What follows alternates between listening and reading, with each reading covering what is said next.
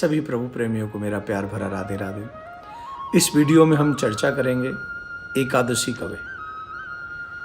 एकादशी जो इस बार बरुथनी एकादशी है। बरुथनी एकादशी वैशाख महीने के कृष्ण पक्ष की एकादशी का नाम है। बरुथनी एकादशी के दिन सभी पाप ताप क्लेश इन सब का नाश हो जाता है। इवन कई जो कष्ट हैं जीवन के, उन कष्टों का भी निवारण हो जाता है। आपको बताएं, एक बार युधिष्ठिर ने जब भगवान श्री कृष्ण से बरुथनी एकादशी के विषय में पूछा कि महाराज कृपा करके हमको बताइए कि बरुथनी एकादशी का व्रत करने का क्या लाभ है, इससे क्या फल मिलता है, आप कृपा करके बताइए। तब भगवान श्री कृष्ण कहते हैं, हे राजेश्वर, इस एकादशी का नाम बरुथनी एकादशी है। यह सौभाग्य देने वाली, सभी पापों को नष्ट करने वाली तथा अंत में मोक्ष प्रदान करने वाली ये एकादशी है।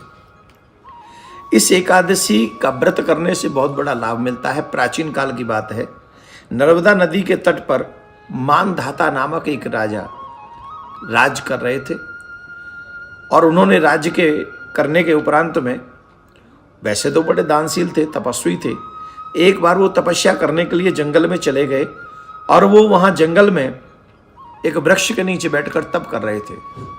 उसी समय जंगली भालू आया और भालू ने राजा का पैर पकड़ के खाना प्रारंभ कर दिया। और जब वो पैर पकड़ के खाने लगा तो राजा यथावत अपनी उस तपस्या में बैठे रहे। राजा को तप करते हुए देखकर भालू को और थोड़ा क्रोध बढ़ा और भालू खींचकर राजा को झाड़ी की ओर ले गया और झाड़ी में ले गया और वहां राजा घबरा गए। और राजा घबरा कर उन्होंने भगवान नारायण का स्मरण किया, भगवान को पुकारा और उनकी पुकार सुनने के बाद में भगवान एक क्षण भी विलंब किए बगैर तुरंत प्रकट हो गए और सुदर्शन चक्र से उन्होंने भालू का वध किया और राजा को कष्ट मुक्त किया। राजा से कहा कि मैं तुमसे बड़ा प्रसन्न हूँ और तुमने बड़े मन से सेवा की है और तपस्या भी की है, इसलिए मैं तुमसे प्रसन्न हूँ। पर राजा का पैर तब तक भालू खा चुका था, जो पैर था राजा का वो भालू खा चुका था। और इस बात को देखकर अपने पैर को राजा दुखी थे। तब भगवान ने कहा, तुम चिंता मत करो, तुम्हारा ये अंग सुंदर होगा, तुम मथुरा जाओ और मथुरा में जाकर बरुथनी एकादशी का व्रत करना, जमुना में स्नान करना और पूरे ढंग से उस व्रत का पारायण करना। तो इस पारायण के करने से, इस व्रत के करने से तुम्हारा पूरा अंग सुंदर हो जाएगा। ये जो तुम्हारा पैर भालू ने खा लिया ये भी ठीक हो जाएगा। भगवान को प्रणाम करके राजा मथुरा आए, उन्होंने बरुथनी एकादशी का व्रत किया और उसका ये फल हुआ कि राजा का अंग फिर से स्वस्थ हो गया। तो इतनी सुंदर व्रत की कथा है। समस्त पाप ताप भी कष्ट होते हैं जो नष्ट हो जाते हैं और उसके बाद जो हम चाहते हैं एकादशी के व्रत से वो भी हमको प्राप्त होता है।